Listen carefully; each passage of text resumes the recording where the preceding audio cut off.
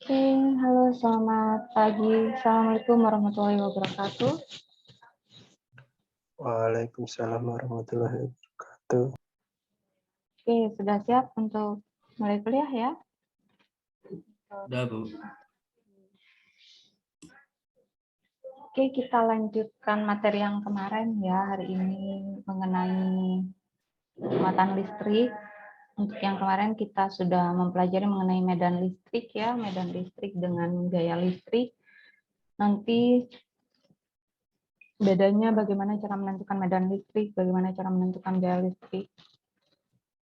Kalau gaya listrik berarti kemarin arah gaya listriknya berarti kan dia jika memang jika dia sama positif berarti dia saling tolak menolak, jika berbeda berarti dia tarik menarik. Sehingga ketika arah garis gaya listriknya sama maka nanti tinggal dijumlahkan, tapi ketika dia arah garisnya berlawanan maka cari yang paling besar dikurangi dengan muatan yang paling kecil tanpa memperhatikan positif negatifnya. Medan listrik berarti bagaimana cara menentukan medan listrik, berarti di situ arah garis medannya dia selalu menuju ke arah negatif sehingga semuanya mengarah ke arah negatif. Nah, jadi nanti tergantung pada arah garis medan magnet, arah garis medan listriknya. Jadi untuk selanjutnya untuk medan listrik ya.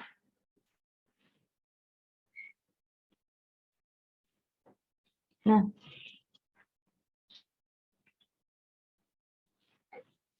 jadi untuk medan listrik jika ya untuk yang kemarin kan bagaimana cara menentukan gaya listrik ketika ada di tengah ya ataupun medan listrik.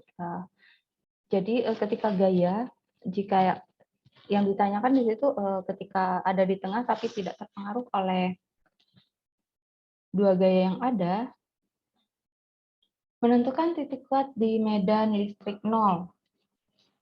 Nah, jadi untuk yang kemarin gaya listrik itu kan ketika dia diletakkan di tengah berarti titik 0 berarti gaya listrik antara muatan 1 dengan gaya listrik di muatan 2 sama.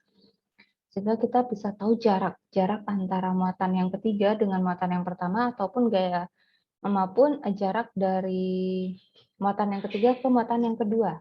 Jadi di situ otomatis jaraknya beda ya, apakah dia lebih dekat ke kanan atau lebih dekat ke kiri, lebih dekat ke muatan pertama atau lebih dekat ke muatan yang kedua. Nah, jadi di sini untuk medan listrik sendiri, ketika titik kuat medan listriknya 0, maka dua muatan jika dia sama tandanya, ketika positif dengan positif, negatif dengan negatif, maka dia berada di antara kedua muatan. Maksudnya bisa di tengah, bisa dekat ke salah satu muatan. Tapi jika dia positif negatif, maka baru dia tidak berada di tengah, tapi bisa di sebelah kanan atau sebelah kiri muatan pertama atau muatan yang kedua. Tapi ketika tandanya sama, positif-positif, maka dia berada di antara dua muatan yang ada. Nah, letak titik 0 dia akan lebih dekat ke muatan yang nilainya lebih kecil. Jika sama besar, maka dia akan berada di tengah. Nah, biasanya di situ mengabaikan positif negatif gitu. Nah, misal di sini jika sama ya, sama-sama otomatis ketika sama-sama positif atau sama-sama negatif, maka dia akan berada di tengah. Misal satunya positif 5, satunya positif 9. Maka otomatis muatan yang ketiga dia harus diletakkan di mana agar kuat medan listrik 0, jadi dia tidak terpengaruh oleh medan listrik yang ada, maka dia akan terletak dekat dengan muatan yang 5 kolom. Jadi dengan yang paling kecil. Gitu. Nah, ketika tandanya berlawanan positif negatif, maka di sini akan terletak di sebelah kanan atau sebelah kirinya dari muatan, tidak berada di tengah ya. Seperti ini ya, jika dia positif atau negatif dia berada di antara keduanya. Tapi ketika positif negatif atau negatif dengan positif, maka daerah nolnya itu berada di kiri A atau di kanan B. Titik nol dia akan dekat dengan muatan yang nilainya lebih kecil tanpa melihat plus minus. Sehingga ketika satunya plus 5, satunya negatif 2, berarti dia akan berada di sebelahnya negatif 2. Satunya misal positif 2, satunya negatif 6. Maka dia akan berada di dekat positif 2, bukan yang 6. Walaupun negatif 6 dia lebih kecil ketika kita menggunakan negatifnya ya, mengikutkan negatifnya. Tapi di sini kita mengabaikan tandanya. Tapi jadi yang dilihat adalah muatannya. Muatannya berapa? 2 kolom, 6 kolom. Lalu memperhatikan apakah itu positif atau negatif. Gitu. Jadi ketika sama-sama positif atau sama-sama negatif, berarti muatan ketiga dia titik medan nol ada di mana? Berarti berada di antara. Tapi ketika positif negatif positif berarti dia di luar dari dua muatan listrik yang ada. Bisa di kanannya atau bisa di sebelah kirinya. Nah, ini untuk medan listrik nol. Lalu kita masuk ke garis medan listrik, flux, masuk ke flux ya. Nah, garis medan listrik adalah garis hayal di dalam medan listrik yang menjadi tempat kedudukan titik-titik yang arah kuat medannya sama dengan arah garis itu. Banyak garis medan listrik yang menembus suatu permukaan dinyatakan dengan flux listrik. Nah, ini bisa dituliskannya seperti ini ya, ini lambangnya kurang miring. Oke, ini adalah psi, bacanya psi. Psi untuk flux listrik. Nah, garis medan listrik yang dihasilkan oleh medan listrik homogen, dia menembus permukaan 4 persegi panjang dengan luas permukaan A, semuanya tegak lurus. A dan tegak lurus, maka banyaknya garis medan listrik tiap satuan luas, dia sebanding dengan kuat medan listriknya. Nah, jadi dia sebanding dengan medan listriknya sendiri dan dengan luas penampangnya. Jadi semakin kuat medan listrik, maka otomatis garis medan listriknya pun dia akan semakin banyak. Jadi dia sebanding A, sedangkan luasnya semakin luas, maka otomatis medan listriknya pun dia akan semakin besar. Kenapa? Karena garis medan listriknya dia semakin banyak yang akan timbul di situ, yang akan muncul. Ini untuk flux listrik. Nah, flux listrik sendiri ketika menembus bidan dalam sudut tertentu dengan sudut tertentu theta, maka dirumuskan menggunakan E dikalikan A cos theta. E berarti kuat medan listrik, satuannya Newton kolom ya, sedangkan flux sendiri satuannya Weber atau WB. A berarti luas permukaan, satuannya meter persegi, meter kuadrat. Theta adalah sudut antara medan listrik dengan garis normal bidang. Sehingga di sini menggunakan cos theta. Psi sama dengan E dikalikan A cos theta. Lalu, misal di sini contoh ya, contoh soal. Hitung banyak garis medan yang menembus suatu bidang persegi dengan sisinya 20 cm. Bila kuat medan listrik homogen sebesar 100 Newton per kolom dengan arah yang pertama A, searah dengan bidang. Nah, jadi di sini ini adalah luasnya, ini adalah A, jangan lupa diganti ke meter. Ini adalah menembus sisi ya, persegi. Ini masih sisinya. Jadi sisi untuk luas berarti sama dengan sisi kali sisi ya, sisi kali sisi. Berarti 20 dikali 20. Berarti sama dengan 400 cm kuadrat. Sehingga cm kuadrat berarti kan sama dengan 400 dikali dengan 10 pangkat min 4 meter kuadrat. Kenapa pangkat 4? Cm ke meter dia naik 2 kali, tapi karena di sini persegi kuadrat sehingga dia sama dengan pangkat min 4.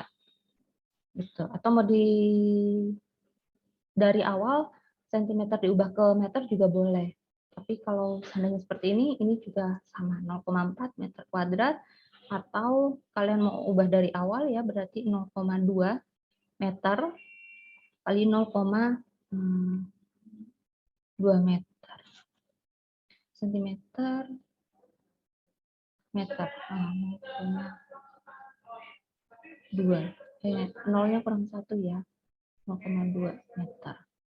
Sehingga hasilnya adalah 4. Nolnya 2, ini komanya 2 ya. Ini komanya jarak 1, yang ini jarak 2, berarti 2, 1, 2. Sehingga 0,4 meter kuadrat. Sama saja. Mau kalian ubah dari awal atau dari akhirnya. Nah, kuat medan listrik berarti ini adalah E-nya. E-nya 100 Newton per Coulomb. Maka di sini ketika searah, jadi kebalik ya, kalau searah dia di sini gunakan cos-nya 90 derajat. Sehingga hasilnya adalah 0. Tapi kalau yang tegak lurus, dia menggunakan cos 0 derajat. Sehingga hasilnya adalah 4. Sedangkan membentuk sudut 30, jadi yang digunakan bukan 30 derajat, tapi 90 dikurangi dengan 30 derajat. Sehingga di sini yang digunakan sudutnya adalah yang 60 derajat. Jadi kebalikannya ya. Kita gambarannya searah itu berarti searah 0 derajat, tapi di sini karena yang digunakan adalah cos, maka digunakannya adalah yang 90 derajat. Ketika tegak lurus berarti di sini gunakannya yang 0 derajat. Membentuk sudut berarti bukan sudut itu yang tergantung ya, ini membentuk sudut terhadap bidang. Terhadap bidang bukan berarti dia terhadap garis normal. Tadi kan gambarannya garis normal ya. Gitu. Saya gini, garis normal ketika ini adalah sebuah bidang, maka garis normal itu kan tegak lurus. Garis normal itu tegak lurus dengan bidang. Nah, ini garis normal. Searah dengan bidang berarti kuat medan listrik yang ditanyakan kan searah, berarti kan searah seperti ini. Nah, berarti searah bidang diberikannya ke arah sana. Sehingga ini sudut yang dibentuk itu adalah 90 derajat. Ketika membentuk 30 derajat terhadap bidang. Terhadap bidang berarti ini garis normalnya. Inti garis normalnya 30 terhadap bidang, berarti dia 30 derajat terhadap bidang. Tapi yang digunakan itu sudutnya itu adalah terhadap garis normal. Gitu. Bukan terhadap bidang. Di awal sudah disebutkan terhadap sudut. Jadi sudut antara E dengan garis normal bidang. Sehingga yang digunakan adalah terhadap garis normalnya, bukan terhadap bidangnya. Tegak lurus terhadap bidang berarti sama dengan garis normalnya. Ketika tegak lurus, garis normalnya ke atas, tegak lurus kan juga ke atas, sehingga untuk sudut yang dibentuk adalah 0 derajat, bukan 90 derajat. Garis normal searah dengan bidangnya, berarti sama ya sudutnya. Gitu. Tegak lurus terhadap bidang, sama. Tegak lurus terhadap bidang. Sehingga di sini theta yang dibentuk ya 0 derajat, searah sama dengan garis normalnya. Sehingga yang digunakan di sini sudutnya adalah yang 0 derajat. Karena sudut theta yang dimaksud di sini adalah terhadap garis normal. Oke, ini untuk flux listrik.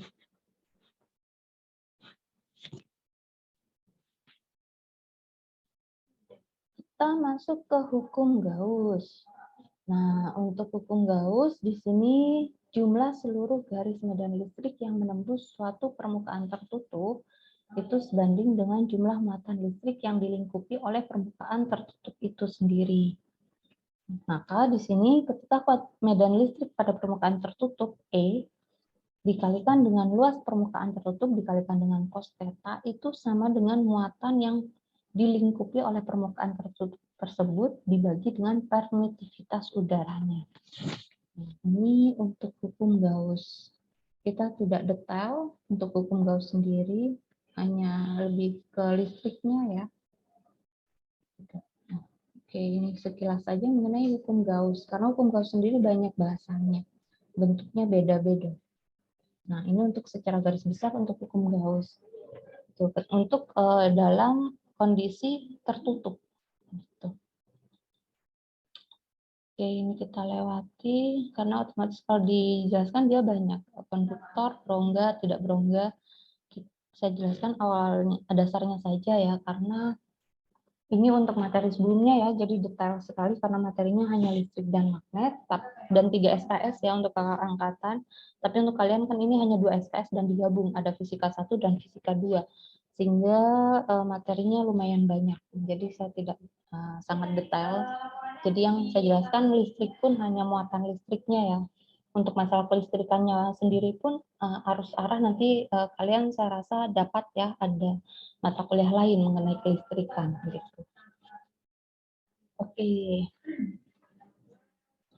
Jadi saya langsung masuk ke energi potensial listrik.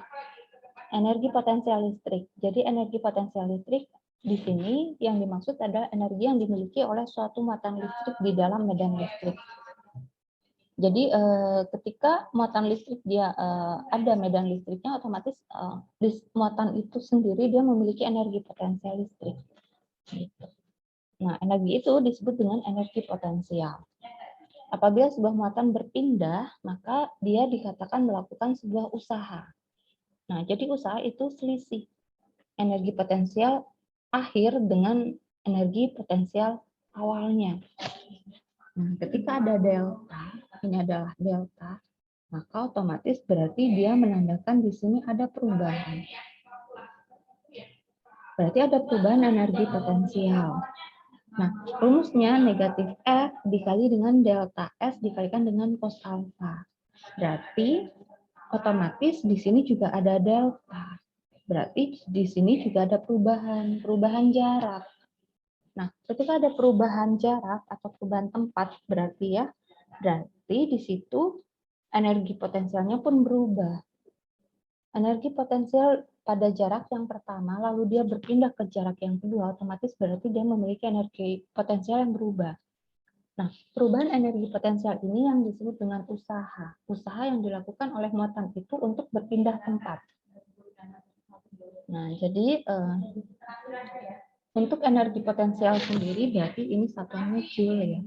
Ini joule, ini kolom, ini meter, lalu di sini alfa. Alfa adalah sudut apit antara delta S, perubahan jaraknya dengan F, gayanya sendiri. Ini untuk energi potensial listrik. Perubahan energi potensial ya, jadi di sini disebut juga dengan W. W itu adalah usaha, bisa delta EP, jadi EP2 dikurangi EP1, atau yang dimaksud di sini berarti yang akhir dikurangi dengan yang awal. Yang akhir dikurangi dengan yang awal. Jadi otomatis ketika dia berubah, walaupun jaraknya bisa lebih dekat atau lebih jauh. Gitu. Jadi ketika dia berpindah, maka dikatakan muatan itu melakukan usaha.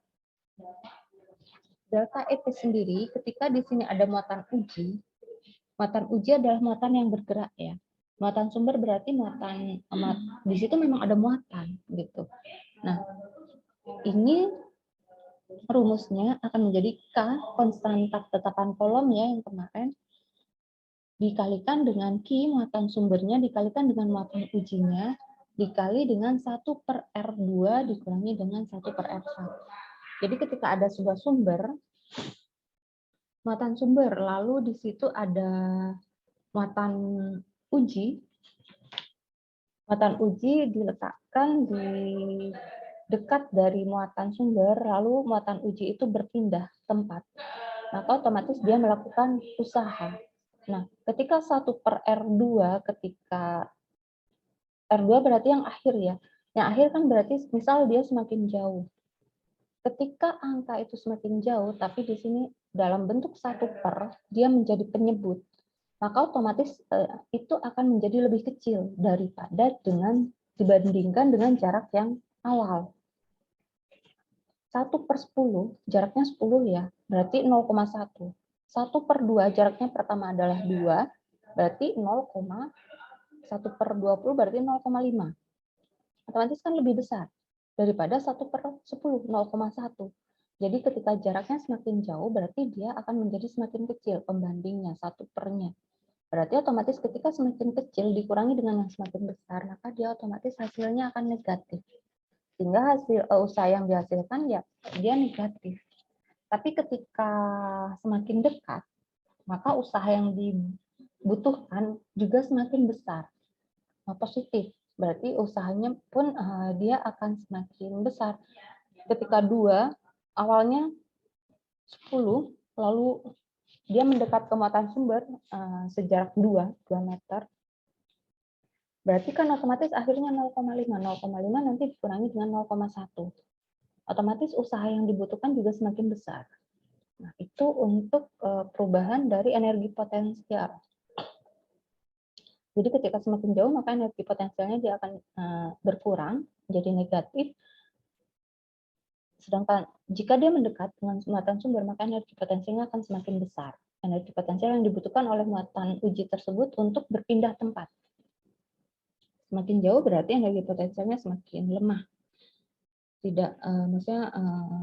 Tidak sebesar ketika dia semakin dekat dengan sumber gitu.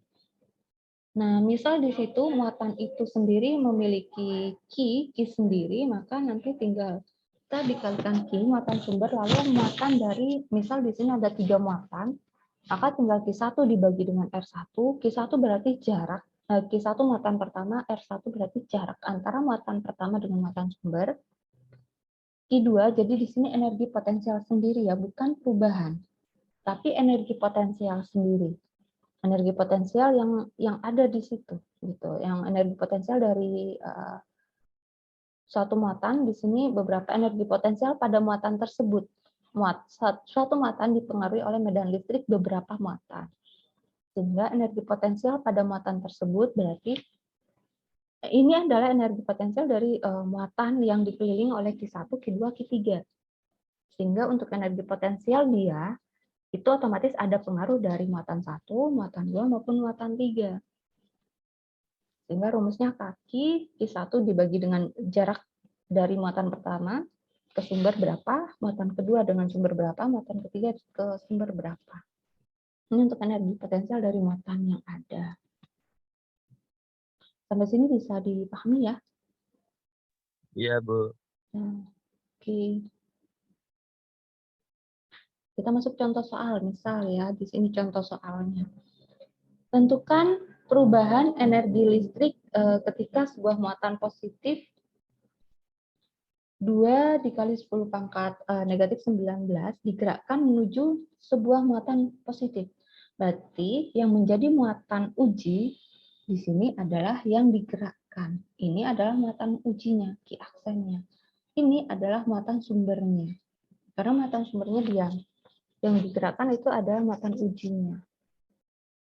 Jika jarak pisah awal kedua muatan 4 meter, 4 dikali 10 negatif 11 meter, jarak akhir 2 dikali 10 negatif 11 meter, berarti dia mendekat ya. Pertama jauh 4, lalu dia mendekat sejauh 2. 2 kali 10 pangkat negatif 11 ke muatan sumber. Sehingga di sini K-nya berarti tetapan kolomnya berapa, lalu di sini adalah muatan sumbernya, ini adalah muatan ujinya dibagi dengan jarak akhir dikurangi dengan jarak yang awal. Hasilnya sehingga sekian. Nanti bisa dihitung sendiri ya untuk ini, 1 dibagi 2 berapa, 1 dibagi 4 berapa. Pangkatnya di sini sama. Berarti nanti tinggal dijumlahkan. Penjumlahan pangkat, ini dikalikan ya, kalau pangkatnya tinggal 9, ditambah negatif 17. Di awal sudah saya sebutkan, jika perkalian pangkat berarti sama dengan penjumlahan pangkat. Ditambah min 19, hasilnya berapa? Baru di sini kalian hitung lagi. Pangkatnya nanti baru dijadikan 1. Sehingga nanti hasilnya pangkatnya sekian. Ya, ini pembagian. Jika pembagian, ini sama-sama 11. Kalian bisa nanti hitung sendiri ya untuk ini. Ya. Hitung sendiri aja. Sehingga hasilnya nanti sekian. Dikalikan 9 kali 1,5 kali 2, pangkatnya jadi berapa? Yang ini nanti jadi berapa? Perkalian, pangkatnya nanti dijumlah lagi sesama pangkat. Jika dinaikkan, berarti nanti pangkatnya jadi 10 pangkat 11. Oke, 10 pangkat 11 ya, dibagi 2, min 10 pangkat 11 dibagi 4. Sehingga tinggal kita bisa keluarkan 10 pangkat 11, setengah dikurangi 4. Baru nanti berarti tinggal nanti dijumlahkan ya. dengan pangkat yang sebelumnya. Hasilnya nanti sekian. Itu untuk energi potensial listrik. Sampai sini bisa dipahami atau masih mau dipahami dulu? Isi Bu mau tanya, Ya, itu kalau misal muatannya negatif, berarti nanti tinggal ada dikali negatifnya gitu ya Bu? iya. Jadi kalau muatannya negatif nanti tinggal dikalikan dengan muatannya negatif. Jadi untuk misal di sini kan dua-duanya positif, berarti tinggal positif. Ketika muatannya negatif, berarti nanti tinggal dikalikan dengan negatif. Jika nanti hasilnya ini negatif, berarti tinggal negatif dikalikan dengan negatif. Gitu. Otomatis ketika muatannya dia negatif, ketika mendekat, ketika negatif berarti dia menandakan yang akhir, berarti kan lebih jauh. Negatif berarti yang lebih jauh, menjauh ya. Ketika menjauh berarti ketika negatif dikalikan negatif berarti nanti hasilnya energi potensialnya jadi positif. Ya Bu, makasih banyak Bu. Ya, sama-sama. Jadi positif negatif tetap berpengaruh ya terhadap energi potensialnya.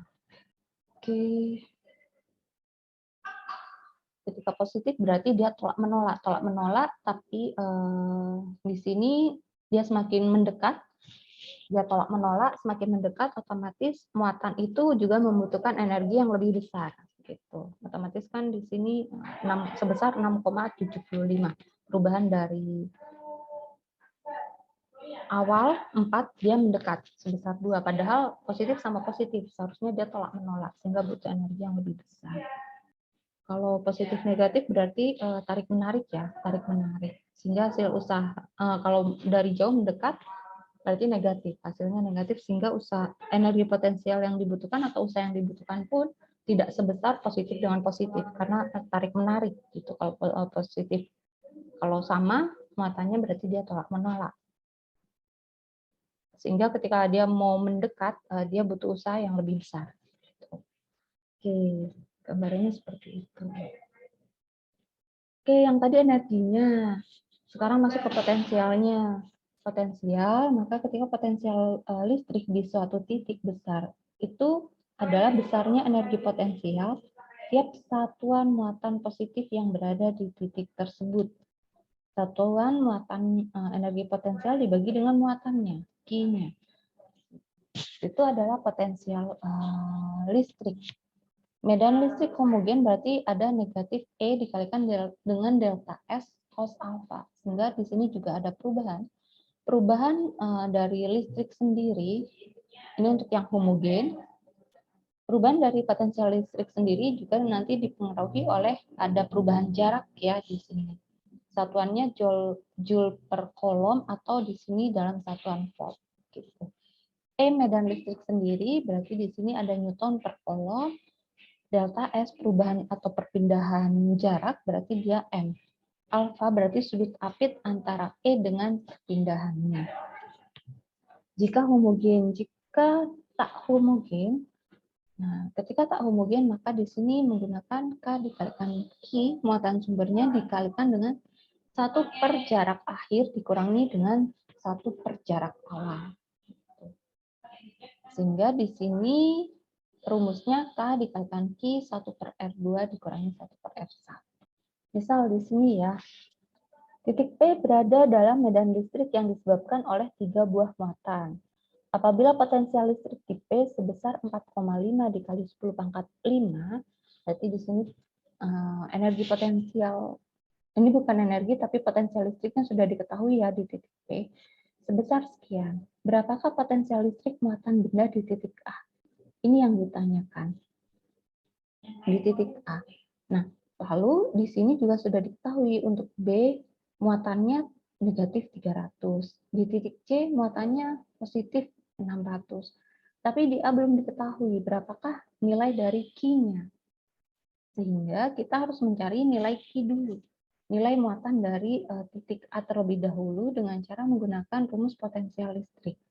Potensial listrik sekian, K-nya sekian, QA-nya berapa, dibagi dengan jaraknya 4 ke titik P ya, pengaruhnya. B-nya juga terhadap titik P, C-nya juga terhadap titik P. Sehingga hasilnya sekian. Ini pindah ruas jadi dibagi, 4,5 dibagi dengan 9. Yang ini penyebutnya ini disamakan dulu, sama-sama dijadikan 3, sehingga di sini jadi negatif 9. Ketika penyebut sama baru diproses, negatif 9 ditambah 6, berarti negatif 3. Dikali 10 pangkat min 4 dibagi dengan 3. Sehingga hasilnya ini adalah negatif 1 dikali dengan 10 pangkat min 4. Ini proses ini ya, sehingga hasilnya sekian. Sehingga ini hasilnya adalah negatif 1.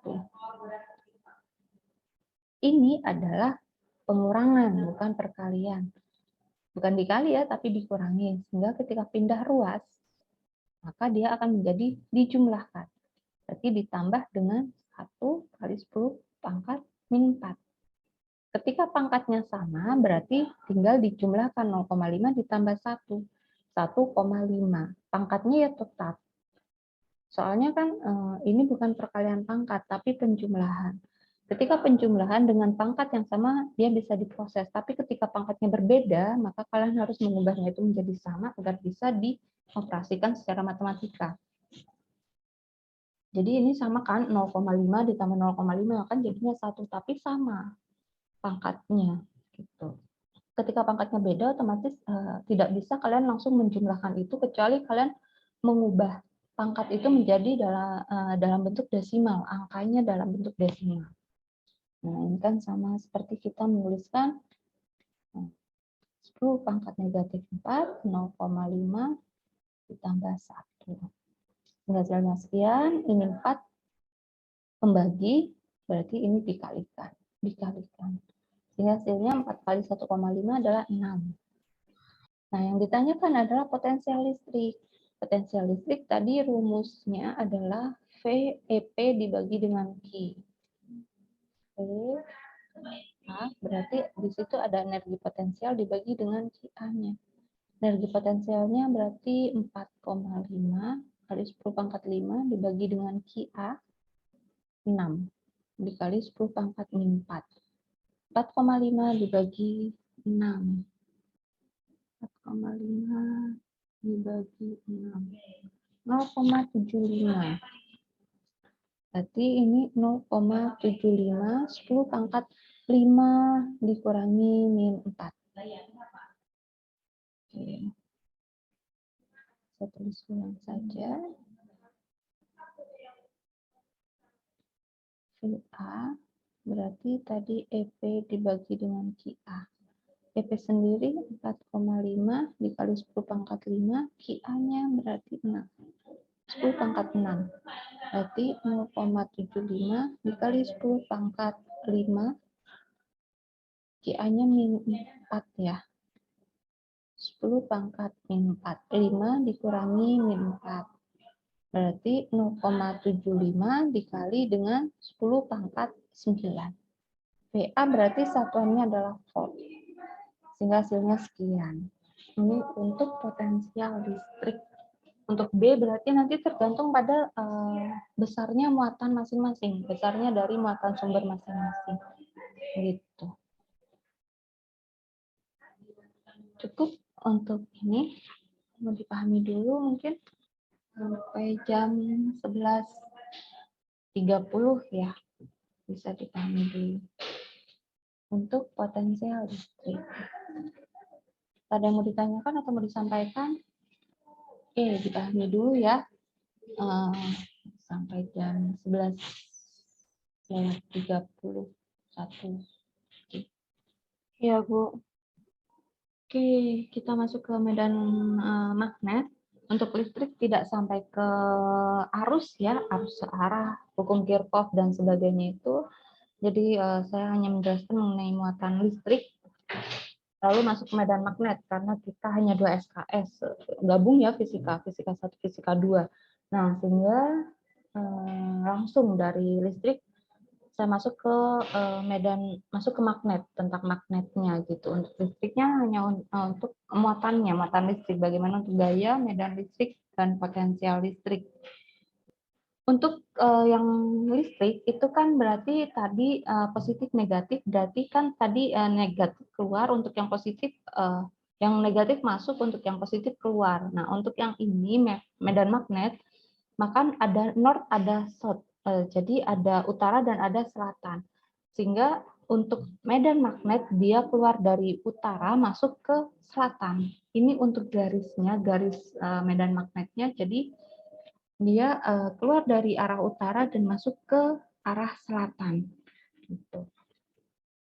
Ketika dia beda arah ya, ada utara dan selatan seperti ini, maka dia dari walaupun beda batang magnet, maka tetap dari utara dia akan menuju ke arah selatan. Tapi ketika sama-sama utara, maka dia akan saling tolak menolak. Sehingga di sini arah garis medan magnetnya sama-sama keluar ya, sama-sama keluar. Nah, untuk magnet sendiri, jadi di sini bentuk magnet itu ada magnet batang, magnet jarum, magnet silinder, magnet U atau magnet ladam. Ini masih belum saya ganti ya untuk urutannya. Nah, sedangkan magnet berdasarkan sifatnya ada ferromagnetik, ada paramagnetik, ada diamagnetik. Kalau ferro berarti dia sangat kuat, dia akan bisa tertarik sangat kuat. Paramagnetik berarti dia masih agak lemah ya dibandingkan dengan ferro. Sedangkan diamagnetik maka dia otomatis tidak dapat ditarik oleh magnet. Jadi ini untuk beberapa bahan. Untuk ferro ada Fe, Co, kobalt ya, Ni, nikel, baja. Lalu di sini paramagnetik ada Al, Pt, Mn. Diamagnetik ada Bi, Cu, Au, Ag, Zn, Zn. Nah, ini untuk beberapa sifat magnet. Lalu masuk ke medan magnet. Jadi bagaimana cara menentukan arah medan magnet ketika ada arus listrik yang diberikan. Nah, penemunya ini Ørsted ya, Hans Christian Ørsted. Karena itu biasanya untuk satuan itu biasanya ada Ørsted. Jika di sekitar arus listrik terdapat medan magnet atau perpindahan muatan listrik menimbulkan medan magnet. Nah, jadi ketika ada kawat berarus listrik terdapat medan magnet, dia akan mengakibatkan atau menimbulkan pergeseran jarum. Biasanya kompas ya atau yang lainnya. Arah ibu jari itu adalah arah arus, sedangkan yang arah 4 jari itu adalah B, medan magnet. Sehingga di sini gambarannya ketika ada arus listrik diberikan pada kawat, maka arah arus listriknya misal ke atas, maka arah medan magnetnya itu adalah arah 4 jarinya. Nah, jadi itu menggunakan kaidah tangan kanan ya. Nah, ketika arus listrik ke atas, berarti B-nya kan arah memutar. Karena itu putarannya itu ke arah yang ditunjukkan oleh gambar. Sehingga B seperti ini, sehingga untuk arah I-nya ke atas, B-nya berarti sesuai arah 4 jari yang ada. Arah medan magnet. Nah, jadi di sini medan magnet didefinisikan sebagai jadi daerah atau ruang di sekitar magnet yang masih dipengaruhi oleh gaya magnet. Kuat dan arah medannya, maka di situ dinyatakan oleh garis-garis dari gaya magnetiknya. Garis gaya persatuan penampang itu disebut dengan kuat medan. Jadi nanti satuannya adalah Weber per meter kuadrat atau Tesla. Biasanya nanti disimbolkan oleh huruf B. Jadi ketika ada B itu menandakan bahwa itu medan magnet dengan satuan Tesla atau Weber per meter kuadrat. Aturan dari garis-garis medan magnet yang pertama, dia tidak pernah saling memotong antara satu sama yang lainnya. Jadi garis medan magnet dia tidak pernah saling berpotongan. Yang kedua, garis medan magnet selalu keluar dari utara dan masuk ke arah selatan dengan membentuk kurva tertutup. Jadi tertutup, maksudnya dari utara masuk lagi ke selatan ya dengan jadi di sini masuknya kurva tertutup. Yang ketiga, garis medan magnet tertentu. Jadi di sini ketika garis medan magnetnya rapat, maka dia memiliki medan magnet yang kuat. Jadi ketika rapat dia kuat, tapi ketika renggang dia lemah medan magnetnya. Jadi ketika medan magnet semakin rapat, garis-garis gayanya menandakan bahwa medan magnetnya itu kuat. Tapi semakin renggang garis medan magnet yang terbentuk menandakan bahwa medan magnet tersebut di daerah itu, berarti medan magnetnya sangat lemah. Jadi tergantung dari kerapatan dari garis-garis medan magnet yang ada. Nah, ini adalah 3 aturan untuk garis medan magnet yang ada. Jadi tidak pernah berpotongan dari utara masuknya ke selatan, dan semakin rapat maka otomatis medan magnetnya semakin kuat. Oke, ini aturan untuk garis medan magnet. Rumusnya yang digunakan biasanya di sini ada μ0I dibagi dengan 2pi per A. Ini adalah μ0 adalah permeabilitas ruang hampa. M, mu, seperti M ya, dia bacanya mu. Mu bukan miau. Oke, mu 0, permeabilitas ruang hampa 4pi, berarti ini adalah 3,14 ya. Ini dikali 10 pangkat min 6. Ini masih belum saya tambahkan, dikali 10 pangkat min 6 Henry per meter. Nah, ini satuannya permeabilitas itu adalah Weber per ampere dikalikan dengan meter. Weber per ampere sendiri itu adalah Henry. Nah, Henry berarti sisanya adalah meter, sehingga di sini adalah Henry per M. Henry per M. H per M. Nah, Henry sendiri adalah Weber per meter.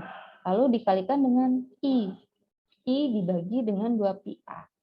Ini sama juga dengan I per A, sehingga K sendiri di sini, K sendiri adalah μ0 dibagi dengan 2pi. Atau K sendiri itu sama ya, kemarin itu 9 kali 10 pangkat 9 ya. Atau di sini jadi untuk K sendiri di sini adalah μ0 berarti permeabilitas ruang hampa sendiri dibagi dengan 2pi. Gitu. Jadi sisanya adalah 2pi dikali 10 pangkat min 7 K sendiri. Permeabilitas ruang hampa berarti di sini adalah ukuran kemampuan bahan untuk membentuk medan magnet. Jadi untuk permeabilitas ruang hampa ini untuk pengertiannya, jadi di sini adalah ukuran kemampuan bahan ya. Jadi tergantung pada bahannya. Oke, lalu masuk ke medan magnet di sekitar kawat melingkar. Nah, ketika ada kawat melingkar, lalu di situ ada sebuah titik yang ditanyakan berapakah medan magnetnya di titik yang ada. Lalu di sini di titik P ya, ini titik P. Nah, ketika di titik P, kita masuk ke titik P, berarti di sini untuk besar induksi magnetnya, berarti di sini B sama dengan μ0 dikalikan I dikalikan arus dikalikan dengan A. A di sini simbol untuk jari-jari ya, jangan terbalik dengan R. R sendiri adalah jarak. Jarak dari titik P ke titik lingkaran kawat, ke titik lingkaran kawat di sini. Satuannya sama-sama meter, dan jangan terbalik ya, mana yang dimaksud jari-jarinya, mana yang dimaksud dengan jarak titik ke tengahnya. Ini menggunakan rumus Pitagoras, R kuadrat, atau di sini juga bisa dituliskan R sama dengan akar dari X kuadrat plus A kuadrat. Ini menggunakan rumus Pitagoras. Atau bisa dituliskan juga jika yang mau dicari adalah X, berarti itu adalah akar dari R kuadrat dikurangi dengan A kuadrat. Jika yang ditanyakan adalah A, berarti itu adalah akar dari R kuadrat dikurangi dengan X kuadrat. Ini adalah untuk rumus Pitagoras. Jika yang ditanyakan atau yang diketahui adalah salah satunya yang mana, tergantung dari mana yang diketahui, mana yang ditanyakan. Nah, besar induksi magnet di titik P, berarti di sini ada μ0 dikalikan dengan IA sin theta dibagi dengan 2R kuadrat. Tapi untuk ketika di pusat lingkaran, maka di sini μ0 dikalikan dengan IA ada N sendiri di sini adalah jumlah lilitan, sin theta dibagi dengan 2R kuadrat. Dan jangan terbalik ya, mana yang dimaksud dengan jari-jari, mana yang dimaksud dengan jarak. Gitu. Nah, ini untuk B, besar induksi magnet. Jika dalam bentuk lingkaran, kawat melingkar. Kawat melingkar berarti di sini pun ada pengaruh dari lilitan. Misal kawat melingkar, di situ ada lilitan di situ yang melilit kawat itu, sehingga otomatis arusnya pun akan semakin besar ya. Yang melilit pun tergantung pada jenisnya. jenis lilitannya itu menggunakan bahan apa? Menggunakan fero kah? Feronya yang mana? Kobalt, nikel, atau apa saja tadi jenis dari fero ya. Sehingga otomatis arus listrik pun tergantung pada jenis dari lilitannya. Lanjut ke toroida. Misal untuk toroida. Toroida adalah solenoida yang dilengkungkan sehingga berbentuk lingkaran, kumparan. Sehingga untuk medan magnet di tengah toroida itu rumusnya B sama dengan mu 0 IN. Jadi masih ada pengaruh dari jumlah lilitan ya, dari lilitan yang melilit toroida itu sendiri dibagi dengan 2 pi A. Nah, A di sini ini adalah jari-jari. Jadi jangan terbalik ya, untuk beberapa simbol di sini memang kebolak-balik ya. Tapi intinya sama. Maksudnya sama dengan rumusnya yang sudah diberikan gitu. Jadi bedakan mana kapan kalian menggunakan R untuk jari-jari, kapan kalian menggunakan R untuk jarak. Sedangkan yang ini A dia menggunakan jari-jari ya. Ketika jari-jari dia akan disimbolkan di dalamnya adalah R. Jari-jari dalam dan jari-jari luar. Yang dimaksud jari-jari luar berarti ketika toroida lingkaran, jari-jari luar berarti adalah batas terluar lingkaran. Sedangkan untuk R1, jari-jari dalam berarti yang digunakan adalah di tengah-tengah toroidanya. Jadi jarak antara titik pusat ke jari-jari yang di dalam toroidanya, ada di tengah. Sehingga di sini untuk A, rata-rata jarinya adalah setengah dari jari-jari dalam dan jari luar yang dijumlahkan lalu dibagi 2. Ini untuk A-nya. Satuannya meter ya, karena di sini bukan luas atau volume. Oke, ini untuk toroida. Lalu untuk medan magnet di sekitar solenoida. Untuk solenoida juga sama, dia juga rumusnya menggunakan mu 0 IN. Bedanya apa? Dia menggunakan L. L berarti dia menggunakan panjang. Nah, jadi solenoida dia panjang ya, jadi bentuknya tidak melingkar, tapi dia memanjang sehingga dia menggunakan panjang dari solenoidanya. Oke, solenoida. Solenoida berarti di sini yang digunakan adalah panjang. Mu 0 jika di pusat berarti mu 0 I dikalikan N dibagi dengan L. Tapi ketika di ujung, jadi sama seperti ini ya untuk pen di sini. Jadi ketika di pusat berarti kan sekitar mu 0 IN dibagi dengan L. Tapi ketika di ujung berarti kan ini sama dengan setengahnya ya. Nah, sehingga untuk ketika di ujungnya, bukan di tengahnya yang menjadi setengah, tapi ketika di ujungnya, maka dia akan menjadi setengahnya. Setengah dari medan magnet yang ada ketika dia berada di pusat. Jadi ketika di pusat, dia full. Di pusat solenoidanya, tapi ketika di ujung, berarti medan magnetnya adalah setengah dari yang di pusat. Sampai sini bisa dipahami ya? Masih standby? Masih, Bu. Masih. Masih, oke. Oke, Bu. Masih semangat? Sedikit. Udah siang, sudah sibuk, udah pada lapar? Makan siang. Tinggal dikit lagi. Oke, ini masih kita selesaikan mengenai magnet. Oke. Ini teorinya saja, nanti ada latihan soal untuk mengenai magnet sendiri. Magnet dan listrik ya, kemarin saya masih belum memberikan latihan soal juga gitu. Ini masih beberapa teori, nanti juga bisa kalian sambil baca ya gitu. Nah, untuk solenoida sendiri, jadi di sini ada pendorong juga ya. Jadi di sini ada planger. Planger sendiri, jadi di sini kan gerakannya di sini ada push dan ada pull. Nah, jadi di sini untuk solenoida jadi terdiri hanya dari sebuah kumparan listrik electrical coil yang dililitkan di sekitar tabung silinder dengan aktuator ferromagnetik atau sebuah planger yang bebas bergerak dari bodi kumparan. Nah, jadi ini plangernya, lalu di sini ada kumparan coilnya. Lalu ada pegasnya yang menyebabkan dia bisa didorong ataupun ditarik.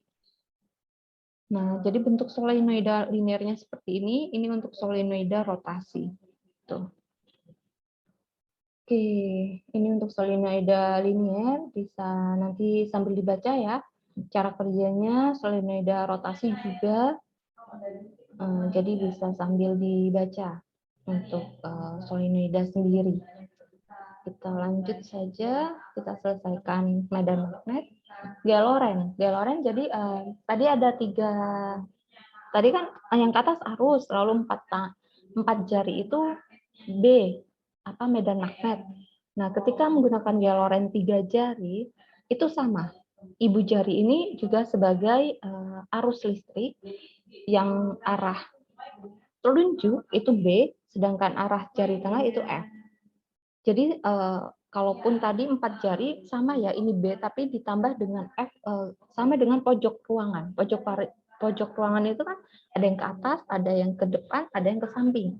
Dia membentuk sudut sama-sama siku-siku 90 derajat semua. Nah, ini bisa juga kalian menggunakan telapak tangan. Telapak tangan maka kalian arah ibu jari itu adalah arah arus, arah 4 jari ini adalah B, adalah arah medan magnet, sedangkan telapak tangan sendiri ini mengarah pada arah dari gaya Lorentz F. Misal di sini gambar di situ ada wavelength, di situ kan berarti ketika papan di situ berarti I-nya kan ke sini ya, ke samping. Sebentar. Oke, I-nya kan ke samping sini. Ini adalah I ke sini, B-nya ke arah 4 jari ini, F-nya otomatis kan berarti ke atas. Karena itu arah F-nya di sini dia ke arah atas F-nya. Jadi menandakan telapak tangan itu arah F.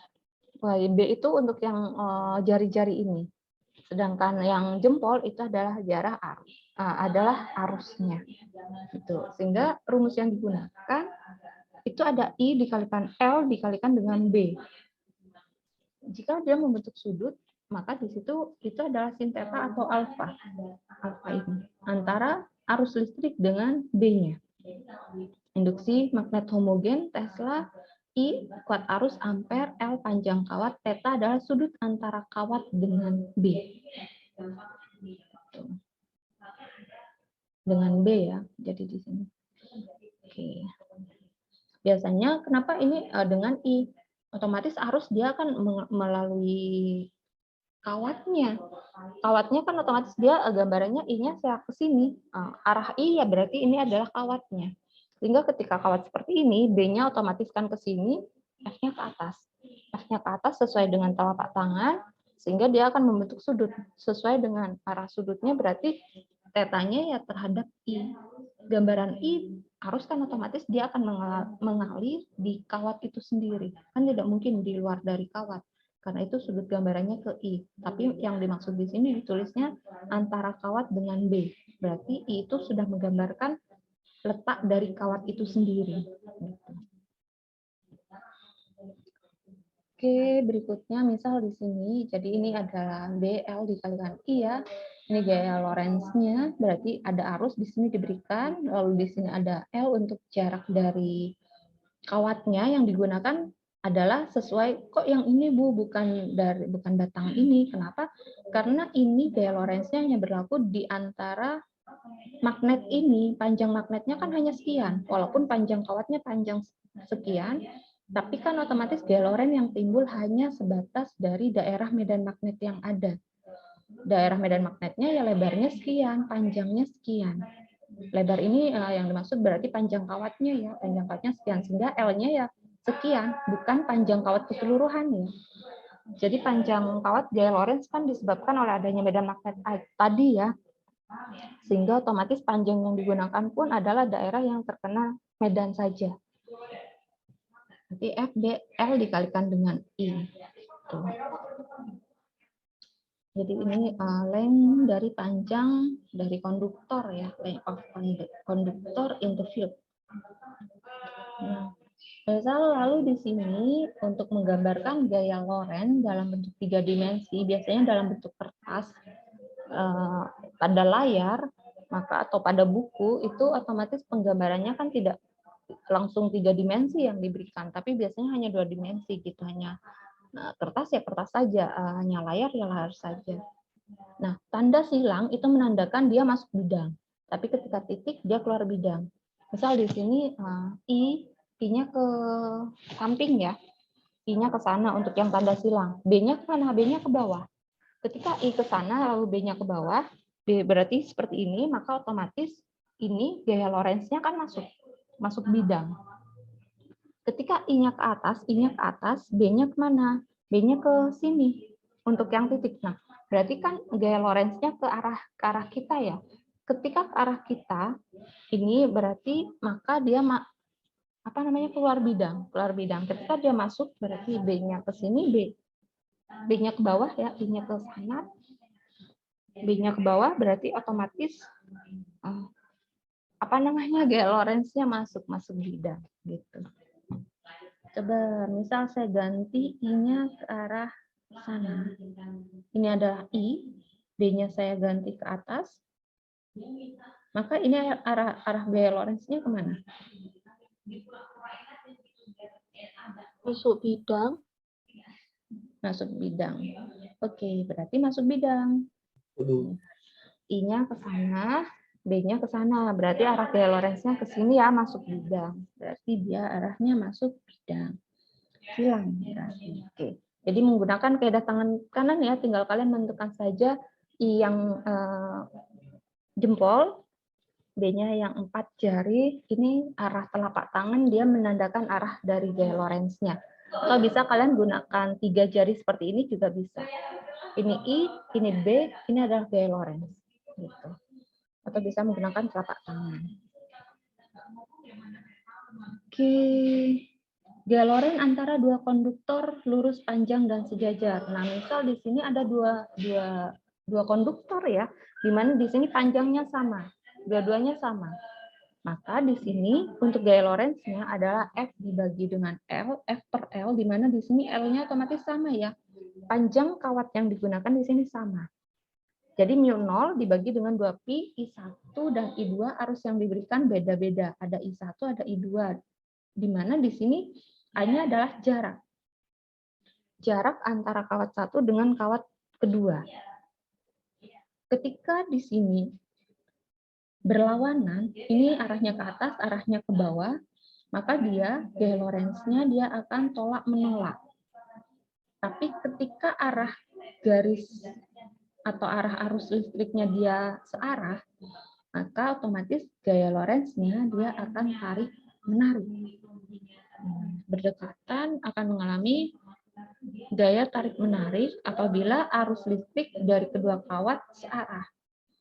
Tolak menolak apabila arus listrik kedua kawat berlawanan arah.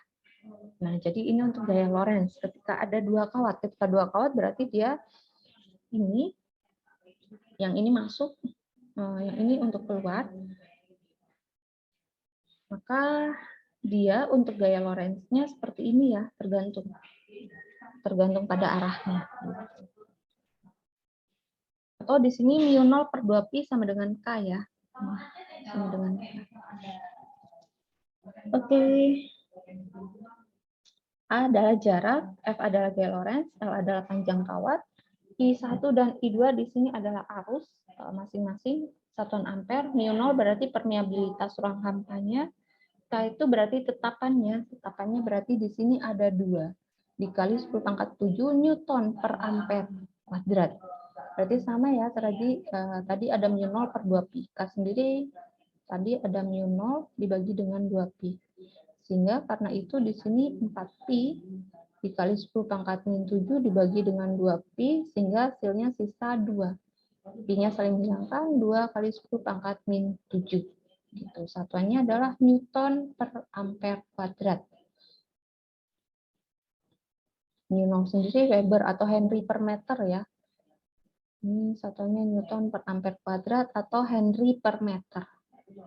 Sama saja. Oke. Momen Koppel. Nah, momen Koppel pada simple loop, biasanya momen Koppel itu berlaku untuk apa? Jika dia memutar. Yang namanya ada Koppel, dia memutar. Sehingga di sini gaya Lorentz pada pengantar berarus listrik yang diletakkan dalam medan magnet, dia akan mengalami momen couple. Satuan rumus untuk momen couple-nya berarti di sini ada M jumlah lilitan, I adalah untuk arus sendiri ya, I besar ya sama dengan I kecil ini. B berarti di sini adalah induksi magnetnya dalam satuan Tesla, A adalah luas penampangnya, sin theta adalah sudutnya, sudut yang dibentuk ya tadi terhadap tegak lurus terhadap garis, terhadap gaya ya, terhadap gaya Lorentz. Terhadap garis normal, oh ya terhadap garis normal. Tadi yang digunakan adalah terhadap garis normal, tapi kalau yang ini berarti terhadap gaya Lorentz-nya, F, terhadap F-nya. Oh ya, tadi terhadap kawat. Oke. Theta tadi dibentuk arus antara gaya Lorentz dengan kawat ya, gaya Lorentz dengan arusnya, tetanya. Sudut yang dibentuk antara gaya Lorentz dengan arus. Oke, nah arus, ketika ada arus otomatis ada partikel yang bergerak. Nah, karena itu arus listrik di sini juga bisa digambarkan dengan V, kecepatan dari partikel. Maka otomatis ada arus listrik itu berarti ada partikel yang bergerak. Nah, sehingga di situ ada V. Rumus untuk V sendiri dia akan membuat gaya Lorentz. Jadi ada hubungannya dengan gaya Lorentz F, berarti rumusnya adalah QV dikalikan dengan B atau dikalikan dengan sin theta, di QVB dikalikan dengan sin theta, dikalikan dengan sin sudutnya. Ini untuk adalah rumus gaya Lorentz pada partikel yang bermuatan listrik. Nah, arus listriknya itu digambarkan oleh kecepatan gerak dari partikel yang ada. Sehingga bisa diganti dengan simbol V. Penjelasan saya terlalu cepat. Cukup. Belum pada tidur kan ini? Terus saya ditinggal tidur lagi. Enggak, Bu. Enggak, Bu. Sudah Masih siap? stay dulu. Oke, stay. Sudah siang ketemu fisika pula, rumus lapar pula juga. Di sini selesai. Saya selesaikan ini dulu nanti. Nah, oke. Kita masuk rumusnya sedikit lagi ya. Nah, R berarti di sini untuk jari-jari, R berarti MV dibagi dengan QB. Nah, biasanya ketika ada gerak melingkar, dia akan ada omega. Ini adalah omega. Omega biasanya ini akan digunakan ketika proses kecepatannya itu bentuknya melingkar. Pasti akan ada ketemunya omega. Omega sama dengan 2πf. F sendiri sama dengan 1/T, sehingga 2πf sama dengan 2π/T. Nah, ini akan menjadi T, kaitannya dari M, V sendiri apa? Omega R. Omega sendiri adalah 2π/T. M, V-nya berarti omega R ya, dibagi dengan QB. Nah, berarti M, omeganya sendiri berarti 2π/T dikalikan R dibagi dengan QB. Di sini R sendiri. Nah, kita bagi, ini kan R-nya perkalian ya, berarti dia akan pindah ruas R per R sama dengan M, berarti ada M dikalikan 2π/T dibagi dengan QB. Berarti kan sama dengan 1 ya, M 2π/T dibagi dengan QB. QB pindah ruas, QB dikalikan 1 sehingga sisa QB M 2π/T. Maka untuk T sendiri pindah ruas. Ini kan pembagian pindah ruas berarti T, QB dia pindah ruas. Jadi 2π dibagi dengan QB. Karena itu di sini rumusnya menjadi seperti ini. Nah, ini untuk mencari T. T ini periode maksudnya. Ini frekuensi Hertz ya, frekuensi T-nya ini. T-nya adalah periode. Jadi periode 1/S berarti sama dengan Hertz. Berapa periode? Nah, ini untuk contoh soalnya. Misal di sini kawat lurus terletak di ekuator, diarahkan sejajar dengan bumi, sepanjang arah timur dan barat. Induksi magnet 6 × 10⁻⁵, masanya berarti sekitar di sini masa persatuan panjang ya. Berarti ini dengan gravitasi sekian, yang ditanyakan adalah berapakah arusnya, maka tinggal langsung masukkan. Berarti di sini di mana gaya Lorentz seimbang dengan gaya berat. Yang ditanyakan di sini kan berapakah arus yang mengalir di dalam kawat supaya besar gaya yang dialami seimbang dengan berat kawat. Besar gaya berarti FL, gaya Lorentz-nya, seimbang berarti sama dengan gaya beratnya. Gaya berat, W, M dikalikan G, gaya Lorentz sendiri, BIL, BI dikalikan L, maka di sini untuk I-nya sendiri, MG dibagi dengan L dikalikan dengan B. Karena perkalian pindah ruas jadi pembagian ya. Sehingga M-nya sekian, G-nya sekian, L-nya sekian, B-nya sekian. M dikalikan L, M per L-nya sendiri ya, tadi sudah ketemu. Berarti M ini adalah M per L-nya sendiri sudah ada. Di sini. Ini pecah ya gambarnya. Nah, ini adalah yang ini. 6 kali 10 pangkat min 3 sekian. Sehingga hasilnya nanti sekian. Ini ML sendiri. Oke, sehingga nanti akan ketemu arusnya berapa. Nah, oke, ini sehingga akan ketemu ML sendiri. Gravitasi dibagi dengan B-nya sekian. 6 kali 10 pangkat negatif 5. Ini untuk yang B. Contoh berikutnya sama ya, proton bergerak dalam lintasan lingkaran. Nah, jari-jarinya sekian, 14 cm. Maka di sini 14 cm berarti 0,14 meter ya. Hasilnya sekian, untuk P-nya sekian, tentukan laju linier ya. Q-nya sudah ada, Q-nya adalah Q dari proton, itu kita sudah di awal kita sudah pelajari itu bahwa untuk satuan dari proton sendiri berarti di sini adalah 1,6 dikali 10 pangkat negatif 19 dikalikan dengan B-nya sendiri di sini 0,35, ini adalah B, R-nya sudah ada, ini adalah R jari-jari, lalu di sini dibagi dengan massa proton. Massa proton sendiri berarti sekitar sekian, 1,67 dikali 10 pangkat negatif 27. Dari tabel ya, kemarin kita sudah belajar itu berapa massa pada massa proton, massa elektron. Sehingga hasilnya sekian. Nah, ini untuk medan magnet. Nanti saya berikan tugas latihan untuk kalian latihan mandiri ya. Nanti saya upload di e-learning. Nanti saya infokan di WA group jika memang sudah saya upload di e-learning untuk tugasnya. Nanti saya gabung dengan masalah listrik dan magnet. Sampai sini ada yang mau ditanyakan atau ada yang mau disampaikan? Tidak ada? Aman, Bu. Oke. Oke, cukup untuk pertemuan hari ini. Jika memang nanti masih ada yang mau ditanyakan, bisa lewat WA group gitu. Baik, Bu. Ya, ada yang terkena dampak Semeru? Tidak ada ya? Tidak ada, Bu. Alhamdulillah tidak, Bu. Oke, alhamdulillah nggak ada.